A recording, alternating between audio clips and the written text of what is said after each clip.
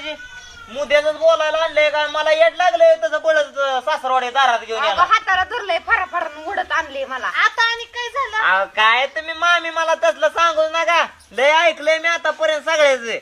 काय ऐकलंय? हो का आपलं ऐकून घेतोय म्हणून तुम्ही सासरवाडीने बी मला त्रास दिलाय आणि बायकोने बी त्रास दिलाय मला. आता झालंय काय ती सांगता का आता नाही? काय झालं नाही सांगा बरं मला सांगा.